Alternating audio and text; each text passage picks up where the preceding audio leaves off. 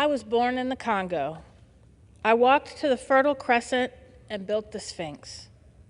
I designed a pyramid so tough that a star that only glows every 100 years falls into the center, giving divine, perfect light. I am bad. I sat on the throne drinking nectar with Allah. I got hot and sent an ice age to Europe to cool my thirst. My oldest daughter is Nefertiti. The tears from my birth pains created the Nile. I am a beautiful woman. I gazed on the forest and burned out the Sahara Desert with a packet of goat's meat and a change of clothes. I crossed it in 2 hours. I am a gazelle, so swift you can't catch me.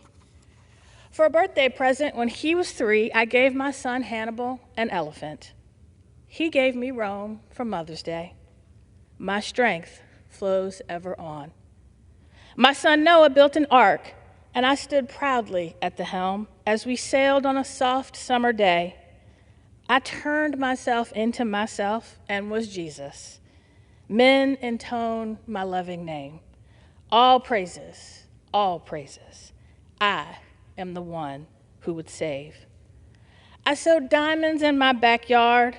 My bowels delivered uranium. The filings from my fingernails are semi-precious jewels. On a trip north, I caught a cold and blew my nose, giving oil to the Arab world. I am so hip, even my errors are correct. I sailed west to reach east and had to round off the earth as I went. The hair from my head thinned, and gold was laid across 3 continents. I am so perfect, so divine, so ethereal to be surreal. I cannot be comprehended except by my permission.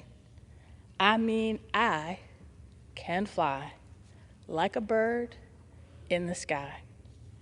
Mr. Speaker, this poem, Ego Trippin', sparked my interest as a child growing up in the South from my favorite poet, Nikki Giovanni, who passed earlier this week. Nikki was one of the leading voices of the 1960s Black arts movement, with one writer naming her the poet of the Black Revolution. Her work focused on race, gender, politics, love, and joy. Through poetry, children and nonfiction books, and spoken word albums, she celebrated Black America and Black liberation. And as a young girl, I could see myself reflected in her work. She dedicated herself to uplifting and empowering other Black women writers, publishing an anthology of poetry written by Black women. Nikki was a fierce voting rights advocate and fought to ensure everyone could make their voice heard at the ballot box. She taught at several universities, culminating for 35 years at Virginia Tech, where she retired in 2022 as a distinguished professor of English. She received countless awards and accolades and was a groundbreaking literary giant.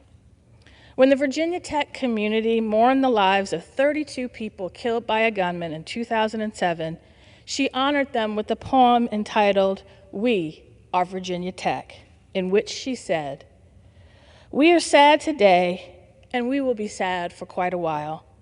We are not moving on. We are embracing our mourning.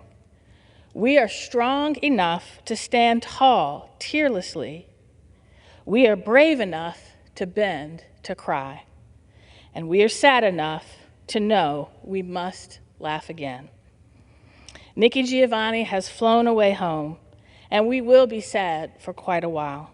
But her words leave a lasting legacy that will continue to inspire generations to come. I yield back. And the lady yields back.